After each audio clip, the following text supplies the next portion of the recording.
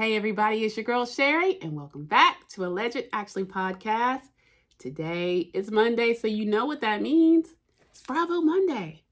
So if you're new, guys, welcome. Over here, we do reality TV recaps, pop culture, and interviews. And of course, if you're already a part of the Actualizer family, welcome back. Welcome home. Thank you for tuning in again. I'm going to ask you to go ahead and give us the thumbs up and like this video. That's a free way to help us out. And if you haven't yet, go ahead and hit that subscribe button. And a couple more things. If you want to be the first, and I would encourage you to be the first, because sometimes I just want to go live sometimes or drop these good videos. Go ahead and hit that notification bell so you'll be the first one to know when the content is dropped or we're going to go live. And then the last thing I'm going to ask of you guys, just one more thing. If you could just share this video with family and friends, I would appreciate it. We are currently at 4.4 thousand subscribers, and I want to say thank you so much. This channel has grown.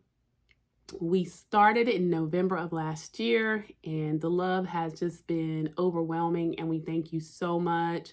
My co-host Bria has not been on for a while, and I know that you guys have probably noticed. When we have her back on, we're going to do a recap of my big, fat, fabulous life, and I'm going to let her kind of just fill you guys in on what she's been up to and why she hasn't been on. But nonetheless, your girl Sherry's here, and I wanted to tell you guys that if you haven't yet, please do yourself a massive favor and go check out the Queens of R&B tour that's going on with Escape and SWV. You know, it's Bravo Monday, so we got to shout out our girl Candy. You know, she's still out there doing her thing. She's not on Real Housewives of Atlanta anymore, but remember, y'all, Candy's worldwide. And she graced the stage in Raleigh, North Carolina with her group Escape.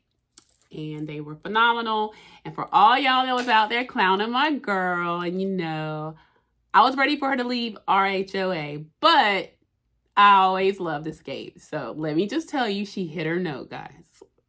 Just so we can clear that up. The show was great. The openers were 702, Total, Maya. Then, of course, we had Escape and my girls, SWV. Trust me, if you love R&B and you love those 90s female singing groups, or even those solo groups like Maya, go check it out. Take your girls or go take your man. Just go see it. It was great. So anyway, guys, I know you all tuned in last Thursday and watched the second episode of the new season of Real Housewives of Orange County. It is still giving, y'all. It's still giving. So I was like, you know, let me just check the temperature a little bit of the actualizers out there and see who you with. Were you Team Gina or Team Jenn? Child, last time I checked the polls, Jenn won. So it's Team Jenn in the actualizer fam. So, okay. All right, we're going to talk about it. So the episode opens up just as we left them the week before. Shannon and Alexis were wrapping up their little argument. Shannon claimed she was coming for her about that lawsuit that Alexis' ex-husband, Jim Bellino, had against her and Tamra, where he got Tamra for $500,000, but he got Shannon for $300K. Now, y'all, I get it, man. $300K is $300K. That's a chunk of change. But I still feel like, you know, when Alexis called her out, like, hey, let's call it what it is. You're not mad about that $300K, which I'm sure she's mad. Well, let's not get it twisted. I'd be mad if somebody got my $300K. But, you know, she's also, I'm certain, bothered that Alexis is now dating her ex, John Jansen. So the fight is over. Alexis storms back into the party, and Heather goes behind her. You know, Heather being Heather, she's the good host. She goes and checks on Alexis, and Alexis is still steaming, and she's just like, look, I'm still just not feeling the fact that she's still trying to act like this is about this lawsuit. And then, of course, Tamra comes up. Y'all, we're going to have to talk about Miss Tamra. I'm going to get into the recap, and I'm going to do some, like, sidebar. I'm just going to have to give y'all how I'm feeling. Tamra is pissing me off this season. Look, you know, Shannon messed up, and I'm not a big old Shannon fan either, but I also have to be on the side of what's right. I do not delight in how Tamra has flopped on Shannon like she did. I mean, good gracious.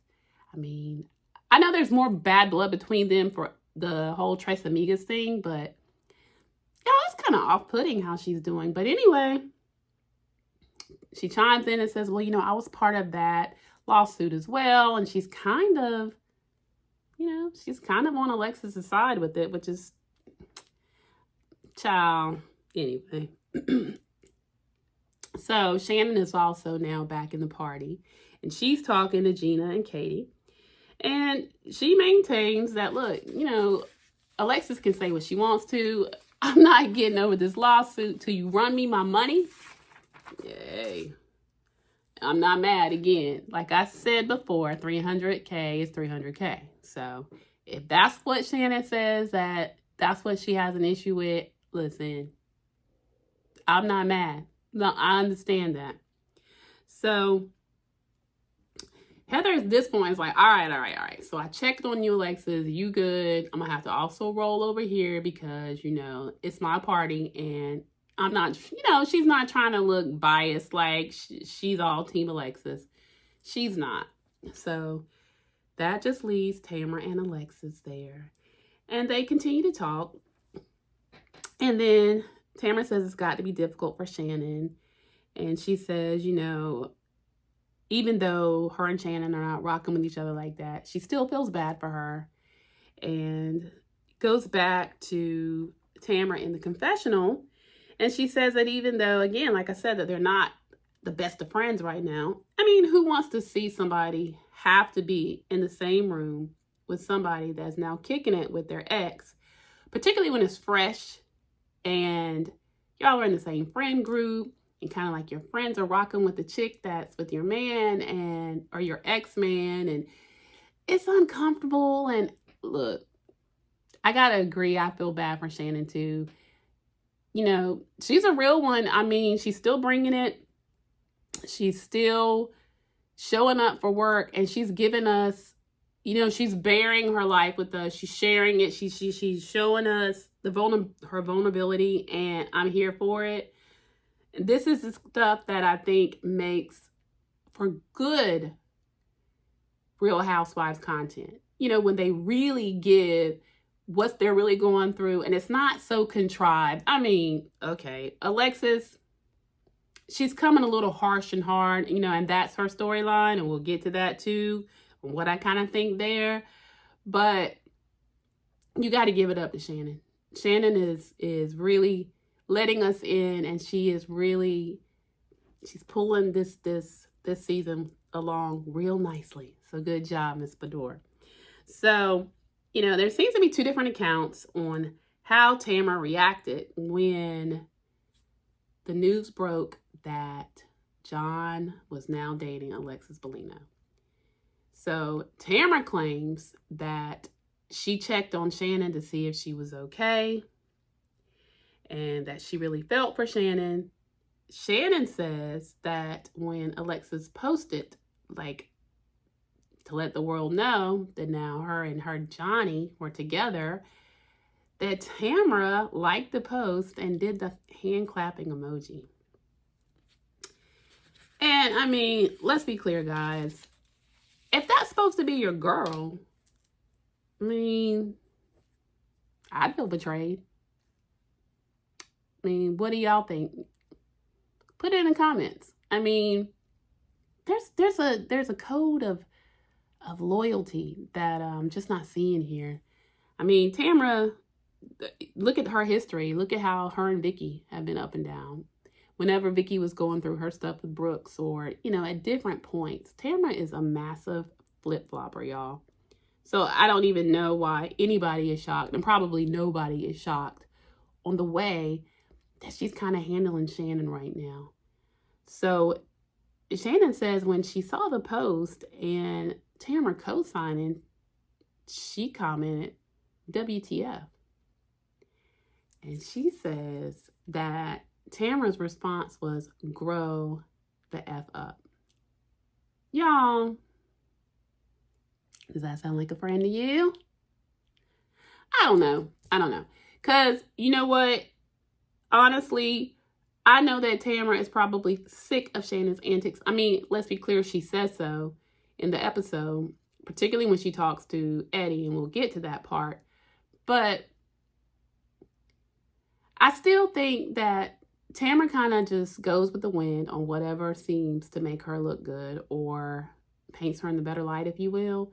When remember I said last week, Tamra Shirley has no room to be pointing fingers with the way that her and alcohol has had her portray herself on the show as well. I mean, like I said, woman's broke a foot, she's fallen off tables, she's acted a fool, she's been flashing folks, been completely naked. I mean, the list goes on and on. Okay, so she could tighten up too. I mean, I know she's so health conscious, you know, with the whole gym thing, her and Eddie having a gym, and she looks good, you know, she works out and stuff. But I mean, let's be clear, you turn the bottle up a little bit much at times too, ma'am. So not that it's condoning if you do something that's wrong, then you should be on the side of wrong. I'm not saying that, but she's going a little hard at Shannon.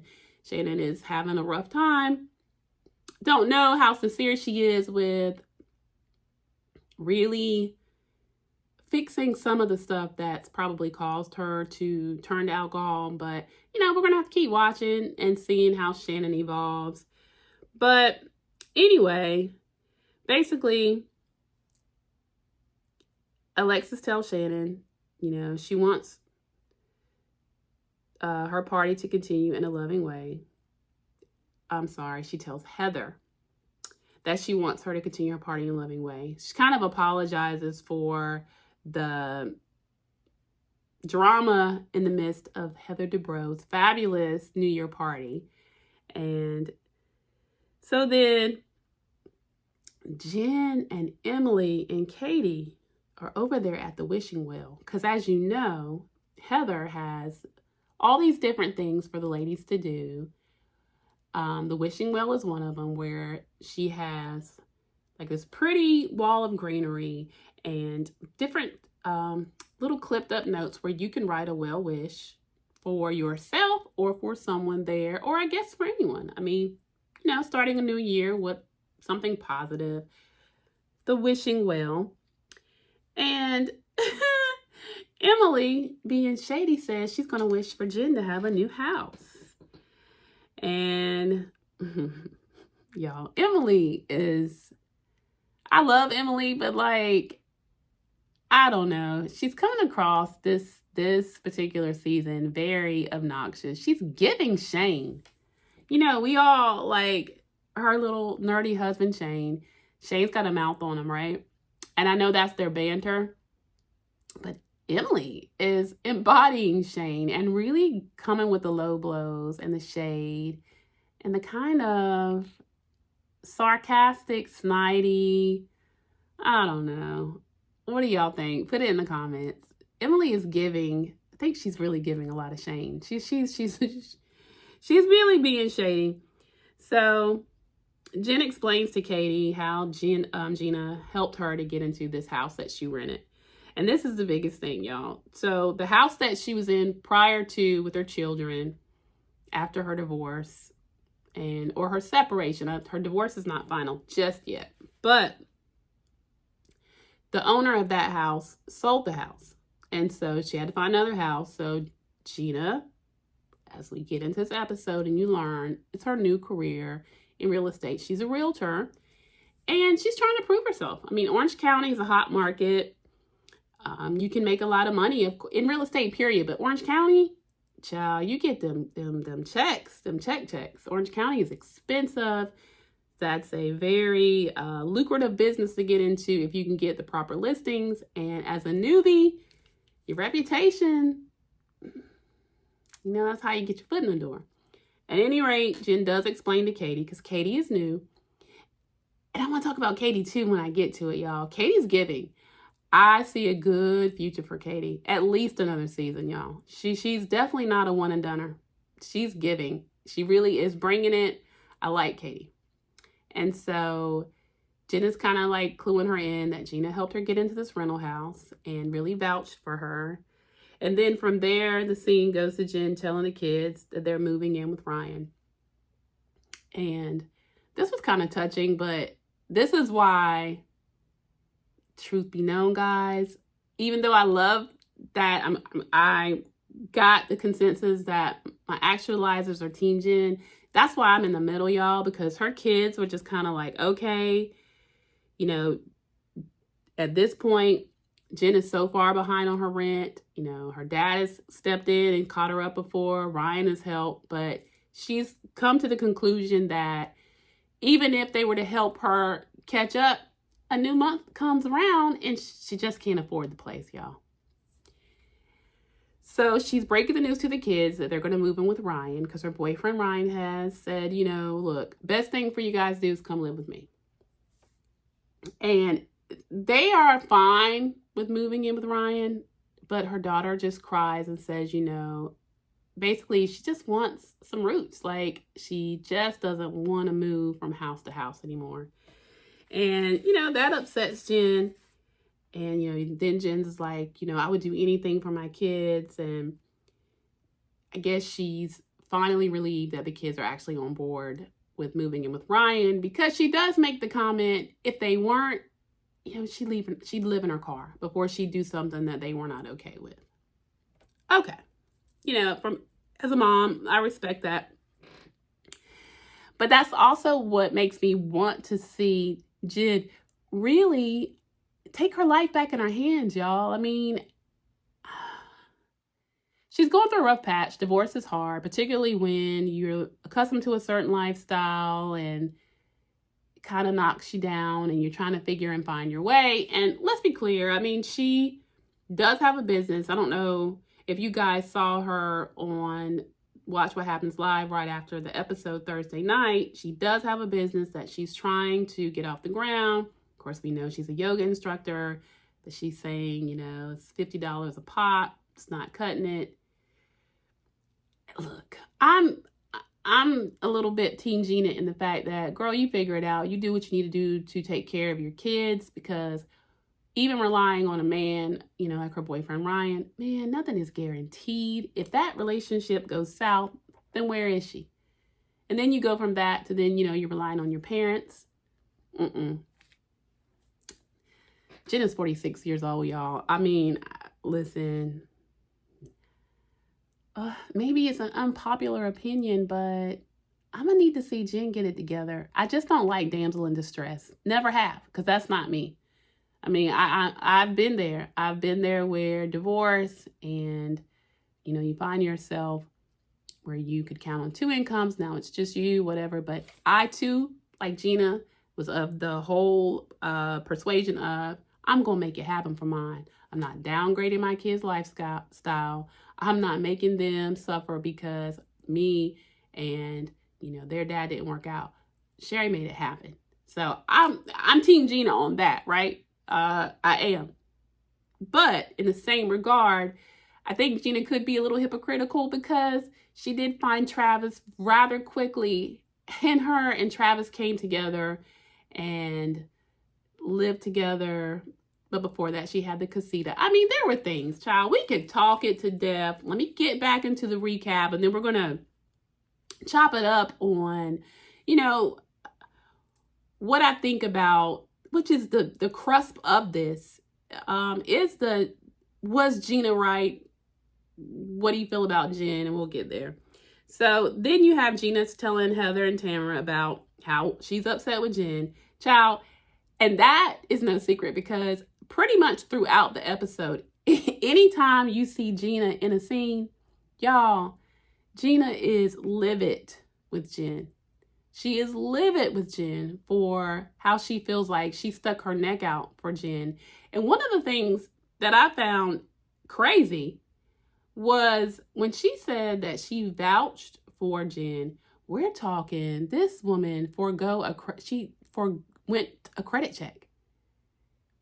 That really nice house in Orange County, because of Gina's word, they let her rent that spot with no credit check, no proof of income. So, which opens the debate now. I mean, I'm all about helping out my friends, family, and I've done that. It's also come back to bite me. So y'all, put in the comments, how do you feel about that? Like, business is business, right?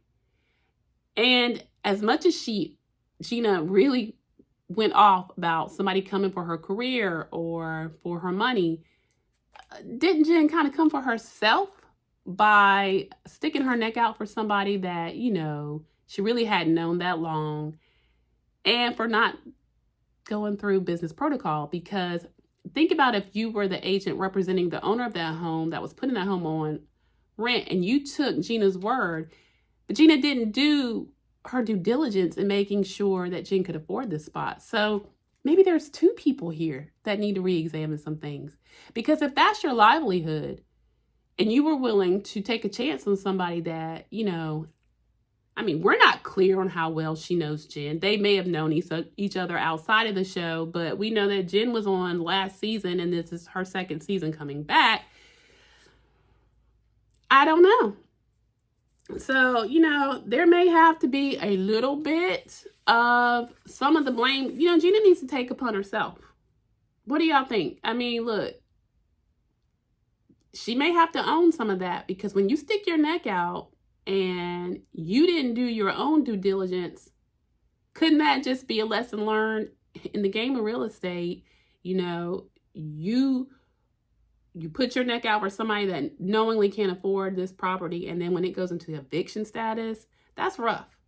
So Gina, sis, do better. So guys, then at the party, so there was more of Alexis versus Shannon. Shannon made a shady comment at the wishing well, telling her friend to wish her luck with her new relationship. Jenn and Alexis talk about how Jenn understands why Alexis goes so hard for John, and Alexis is like, I'm always going to go hard for him. So y'all, it was a lot more of that. We get to the point where the ladies actually come together and actually sit down, and Heather has everybody at the table and they play another game, which is the question booth. Now y'all, this was shady as heck, because those questions, child, were not random. First in the question booth was Alexis, and her question was, what was her friendship goals for 2024? And child, she has a nerve to say she'd like to see her and Shannon stop all the animosity and move forward. And Emily basically said, what do you say, Shannon? And Shannon's like, okay, well, I appreciate that. Fake. And then Alexis says in the confessional that she does want to be amicable with Shannon, particularly because they're in the same friend group. Let's use that loosely, friend group. And then Tamra, being Tamra, remarks, well, if you want to move forward, maybe you should stop, screwing her ex-boyfriend. And, Katie was kind of like, she's basically just said what we're all thinking. Y'all, it was a lot. So then Tamra gets the question that says, what would you like less of in the year 2024? And Tamra boldly says, I'd like friends that don't talk ish behind my back. And child, we all know she's talking about Shannon. So you see Shannon kind of have a look. Heather's question was her favorite piece of jewelry. Really, y'all? Anywho, guys, her favorite piece of jewelry just happened to be her very first engagement ring from Terry, of course. That holds a very special place in her heart. And then the camera pans to Alexis and her ring.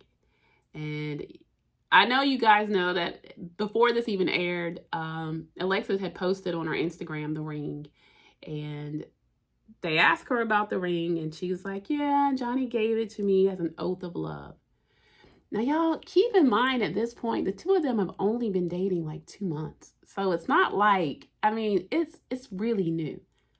So when people say that Alexis is coming really hard out the gate, when they're basically just kind of getting together, it's true. She is. And then one wonders, is she doing that to solidify her spot, storyline, or is she just crazy, y'all? I don't know.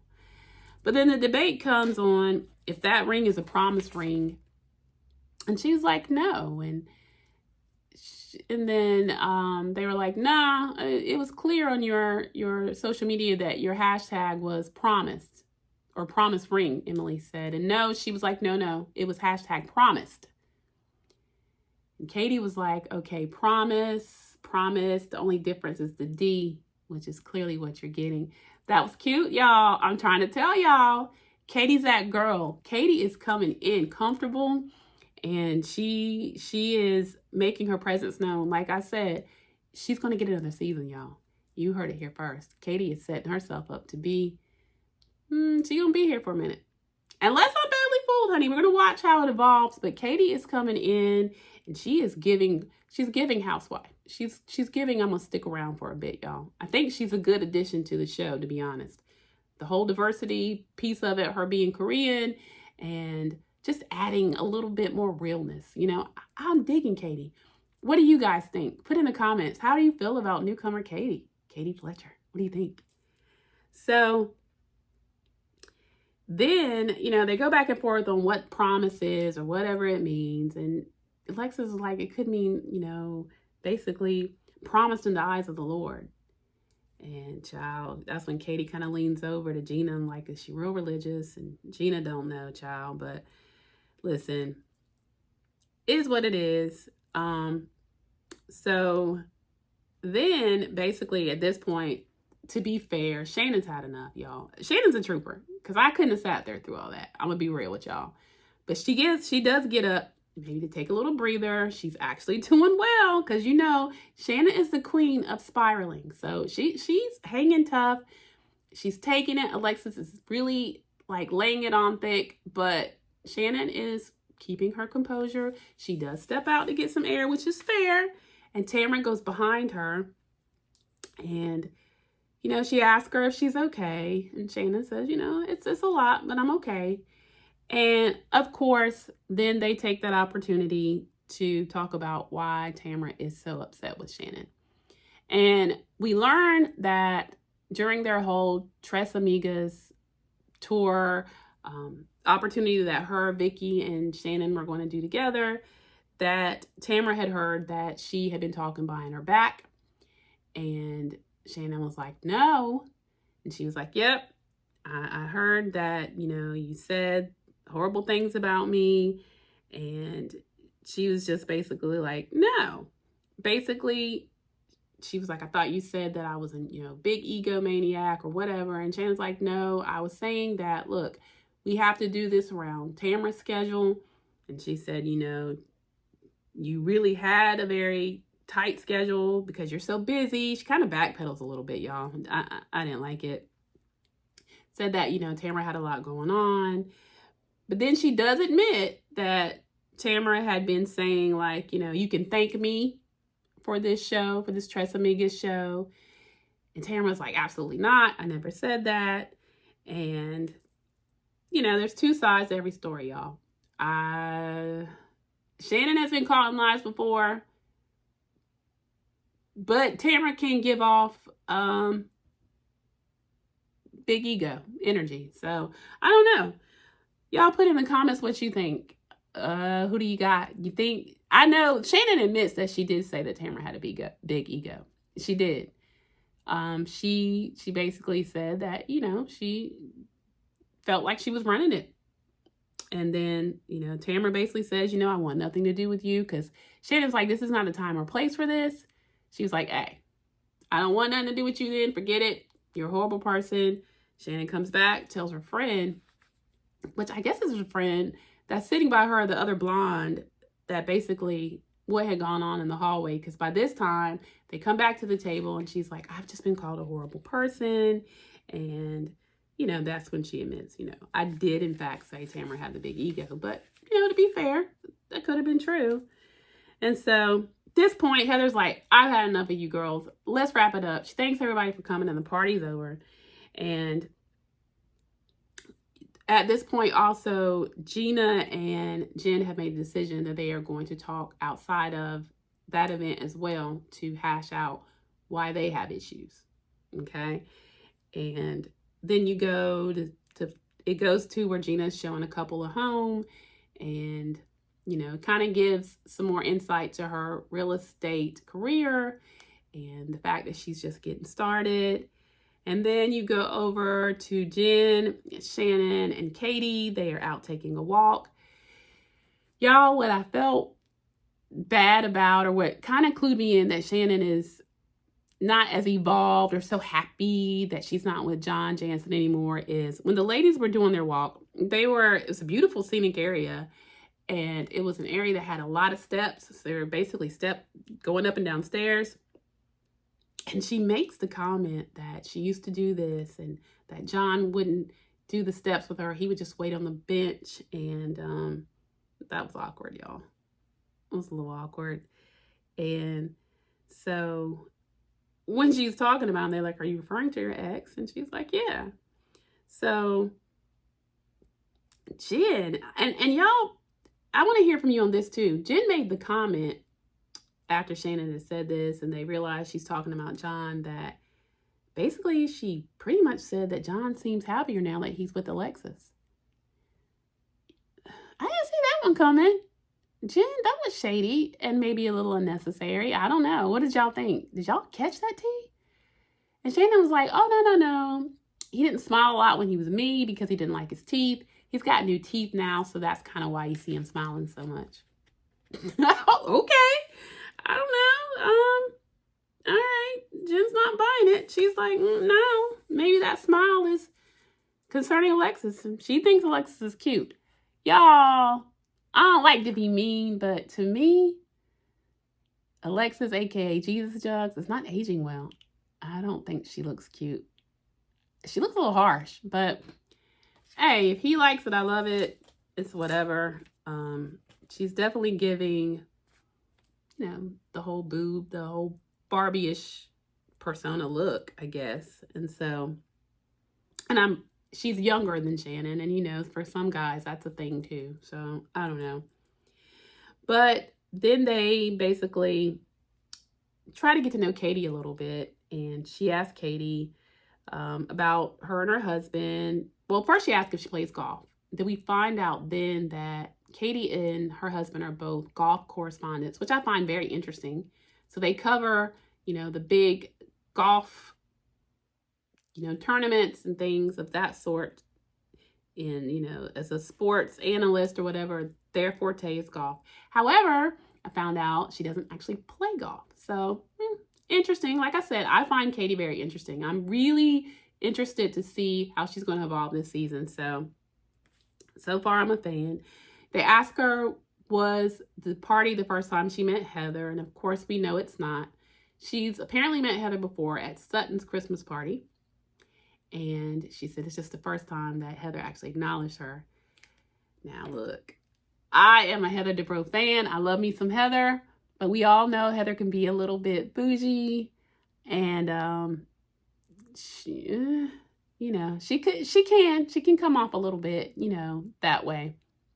So that'll be interesting because it appears that Katie's going to try to come for Heather this season. I don't know if that's smart. I'm not going to say I'm not here for it, especially if it's organic. If you felt dismissed by somebody and now you find yourself back in the same circles and this person now kind of wants to warm up to you because now you're in, you might get met with a little resistance from me too. Which brings me to the next thing I want you guys to weigh in on. What did you think about Heather, Katie? I do believe it, guys. What do y'all think? Do you think that Heather was dismissive of Katie? Do you think Katie has a right to kind of come for Heather this season? Are y'all here for it? Put it in the comments.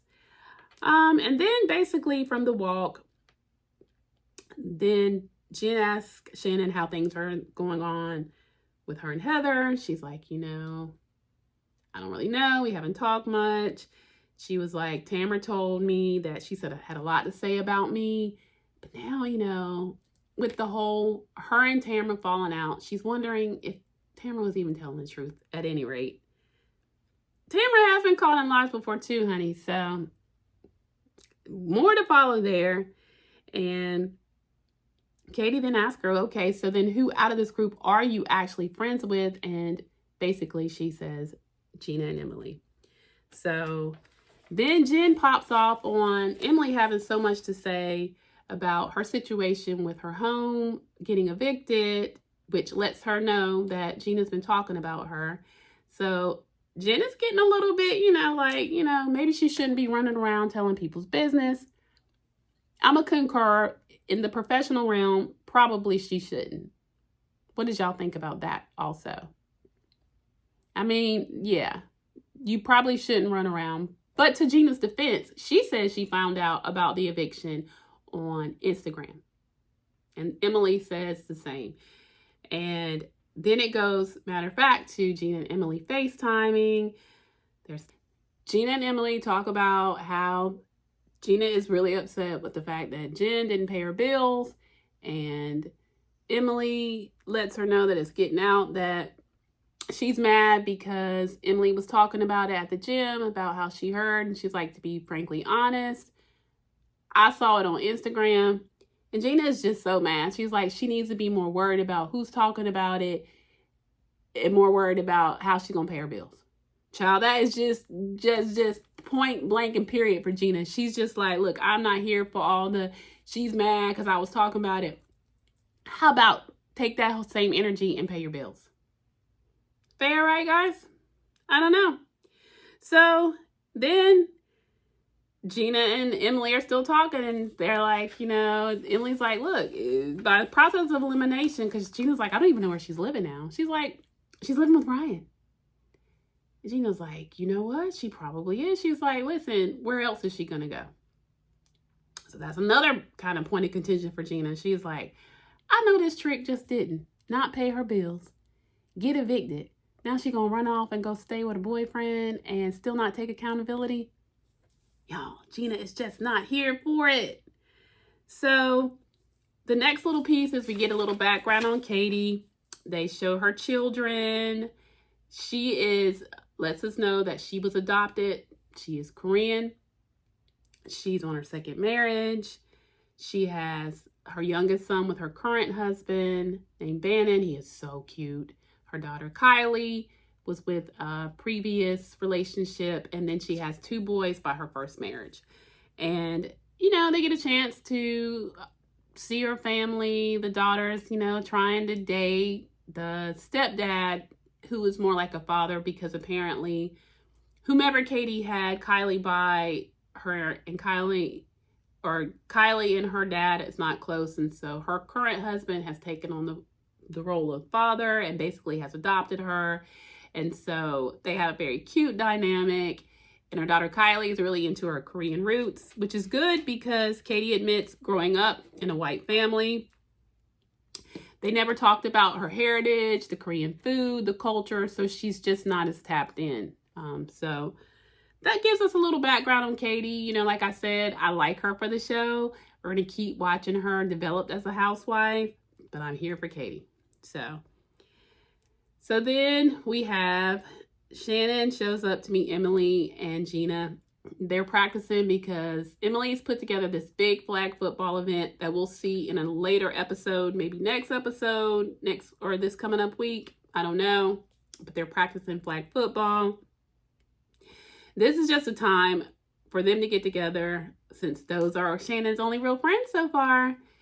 And, basically Shannon gets a chance to come clean to them and really tell them how she's really sorry about what happened, particularly apologizing to Gina, right? Because last season she was really, she was really coming for Gina, talking about what happened when Gina got her DUI, how Shannon helped her. And she talked about how Gina could have lost her kids. CPS was involved, which wasn't true. And I really felt like last season she was doing a lot of coming for Gina because a lot of the focus was on Shannon and her drinking.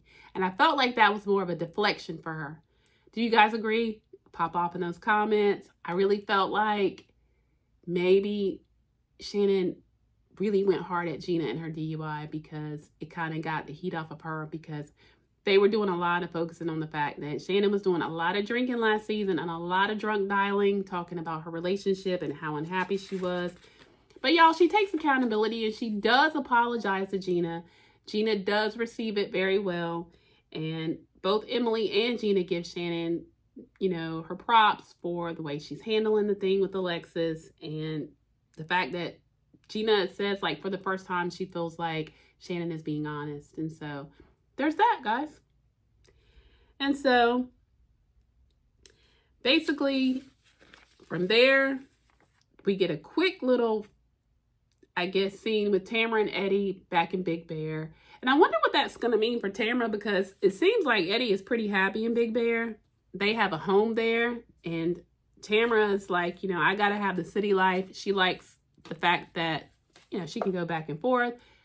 Not count nobody's money, but let's be clear, when they lost that gym, Tamra admitted, that was devastating for them. So being able to maintain 2 homes, I don't know, Tamra, but she's going to have to maintain her status in OC to continue to be a housewife. So I don't know about the whole Big Bear thing, but just for the sake of this part of the recap, basically it was a time for Tamra to check in with Eddie to let him know that she had talked to Shannon, confronted her about her talking about her behind her back, the fact that she believes that Shannon continues to drink, and that's why she can't be friends with her, because she's worried for her, and she just is at the point where she can't take, I guess, Shannon probably did lean heavily on Tamra, Vicky, Heather, all of them last season when she was going through her stuff with John.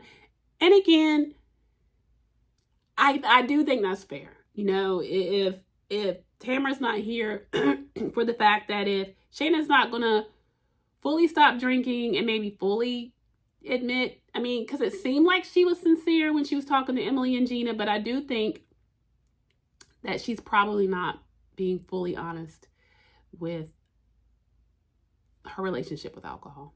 That's just my opinion from what I'm seeing. But, more is going to pan out as we continue to watch. Then we get to see Jenn over at Ryan's. Her and the kids are moved in, and she said it's going moderately well, but under the guise that everybody's kind of watching themselves because they feel like they have to because they're in his home. So I think her exact words were, we're watching our P's and Q's as we are living in, somebody else's house. And so she invites her parents down because her kids kind of need that feeling of home, and that's what her parents represent. So I thought that was sweet. Child, I will say this. She has lovely parents, but it is crystal clear that she leans heavy on them. She admits that she does. They like Ryan, and rightfully so. Why wouldn't they? He's opened his house to her and her children. And Jenn she still seems to be admittedly a little bit of a hot mess, not standing on her own 2 feet. Looks like Dad will swoop in if she needs him again. But, excuse me, guys, it goes back to what we talk about pretty much a lot of the shows that we recap. And, I come over here and I talk to you about how parents have to be careful on how much of it is help and how much of it is enabling. I'm going to say they're, enablers at this point. Jenn really needs to figure it out. But to be fair, she admits that. And we hope she finds her way, honey. I don't know. We also get a chance to see Shannon and Heather reconnect over dinner. They talk about how really, I think it's more of Tamra coming between them is what they're going to both play it as. I believe that Heather did have a lot to say about Shannon and John, but I think rightfully so. Because whether Shannon maybe even remembers some of those conversations or not, Shannon probably divulged a lot to Heather. And Heather did know a lot about their relationship. And she also knew that it obviously wasn't healthy for Shannon, and she probably did have her things to say. And, and I do believe that there was Tamra in the midst stirring the pot, because if you guys remember last season, Heather had a hard way to go. The ladies kind of banded together to really come for Heather. I mean, Heather did not have an easy season last season. She really had to, but she did hold her own, y'all. That's why I love me some Heather. Call her fancy pants, call her bougie, call her whatever, but Heather is cool with who she is. She can stand on her own too. And honey, she don't back down to none of them. So that's why I'm kind of like, Katie, careful there. This could go really good for you, or it could go really bad. But we'll see. So at this point, it seems like Shannon is expressing to her that, Heather, what's this thing with Alexis? Because Heather does certainly feel for her. But she's like, Alexis, I do find Alexis as a friend, and, basically she's letting her know when I have something, I'm going to invite her, which hurts Shannon's feelings. Shannon maintains that if the situation was reversed, she wouldn't do that. She wouldn't bring around someone that ultimately would hurt one of her friends. But I don't know if that's true, y'all. And let's be clear, Alexis is part of the cast, and so she's going to be there. But I did understand Shannon's point. And I also understood Heather's. I mean, up until really the dinner, whatever, Shannon really hadn't been talking to Heather a whole lot. And I'm not sure who was the spearhead of that. It's unclear, So at any rate, they kind of make amends, and they really leave it as they're going to take it a day at a time. And then, we go over to what we've been waiting on. Well, before we get to the smackdown between Gina and Jenn, Gina meets Emily and Katie for lunch, and they talk about still more of Jenn and her living with Ryan and the fact that she's not paying her bills, y'all. We get it. We got it. They talked it to death on this episode. We're just going to wrap it up with the fact that I think that was where the heat came from. This lunch was the last piece that pushed Gina's button. So by the time she went in to meet Jenn for their little coffee date, Gina was not trying to hear it. She was fired up. So y'all are going to get to it. Gina arrives at the coffee shop. She's getting ready to meet Jenn for them to discuss what went wrong with the whole debacle with Gina helping Jenn out, Jenn defaulting and not paying her rent, ultimately resulting in an eviction, which is making Gina look bad. She comes in, she orders her coffee and her, and her scone, or it was a croissant. It was some sort of delicacy, Danish, whatever. Jenn comes in, drives up in that Range Rover, child, looking good. Jenn is seething. And it was so funny because she couldn't even fake it, y'all. Gina was giving, I am not having it. How dare you come in here, Jenn? Face beat, hair laid, designers on, blacked out Range, without a care in the world, honey. I don't know, y'all. I understand Gina's frustration. I do. Particularly when Gina says, it's not just the fact that I stuck my neck out for you. You basically gave me your butt to kiss. Because I really feel like Jenn could have clued Gina in, I appreciate everything you did for me. This is why I'm struggling. I don't know, y'all. Maybe she didn't owe her that, but I kind of think so. But remember, like I said, Gina also has her part in it, because if you're getting established in the world of real estate, I don't know that that's the time for you to be sticking your neck out for anybody that you don't know like that, and or you're not sure it's going to hold up their end of the bargain. So both are at fault here. I think what really set Gina off is that Jenn acted confused as to why Gina was so mad. She's like, I'm going through a lot. Yes, I know I need to pay my bills. It was a lot of, even though Gina said that. So, I mean, she was coming in hot, and I understood where she was coming from. And Gina just kept pelting her with, it's not Brian's responsibility to take care of you. It's not your ex-husband's responsibility. It's not your dad, your parents' responsibility. You need to pay your bills. You need to, why aren't you doing classes outside yoga when you say you're only getting $50 a pop in the gym? I mean, she was just coming at Jen. And Jen just really didn't have a whole lot to say. She did have that one shady comment about, why are you getting your hair done? Why are you paying for makeup, paying for glam, and not paying your rent? Why are you getting your hair done, not paying your rent? And she was like, honey, just because my life is falling apart doesn't mean my hair has to fall apart like yours did. Child. Because y'all, Gina did have some struggle hair days. I mean, she did. I mean, she still currently does. I don't know what's going on with her weaves or whatever, but I love you, Gina. Just, Jen, okay, you got that one, sis. You slid that in there. That was good. So basically, there's more of the same, y'all. And Gina just gets to the point where she can't handle it anymore. She gets up. She even kind of breaks the fifth wall, looks into the camera and like, I'm not even doing this. Because she's not letting me talk, which wasn't true. I just think Gina was so mad. I don't know, y'all.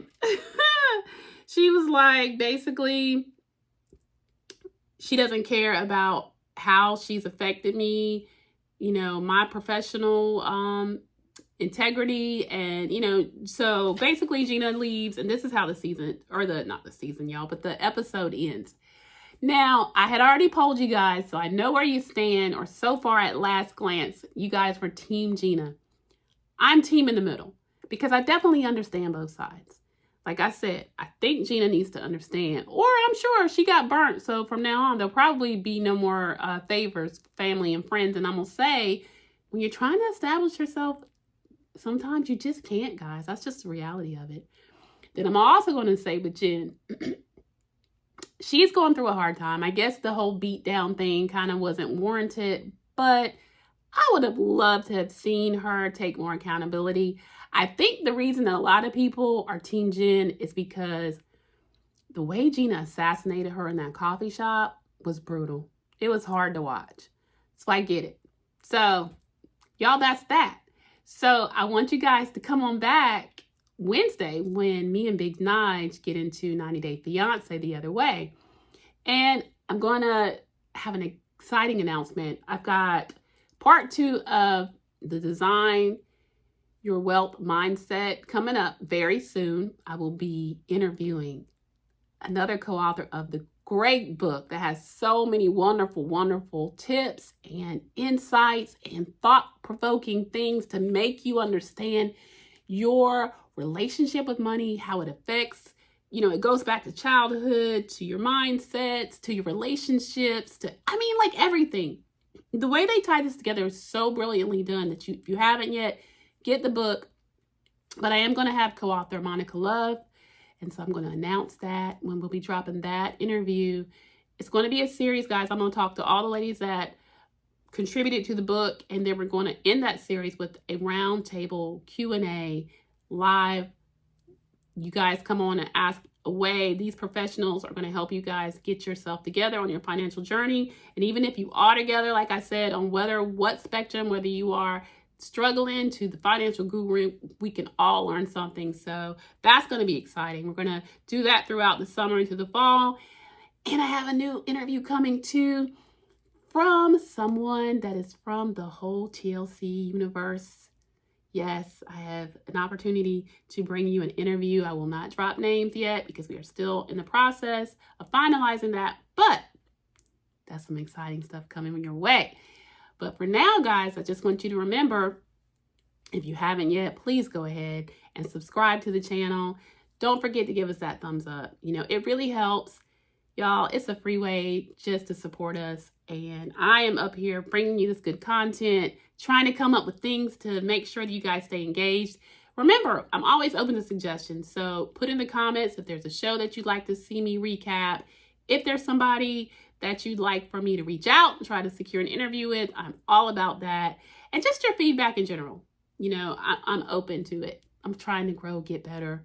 And like I said, we also will be dropping some recaps on my Big Fat Fabulous Life.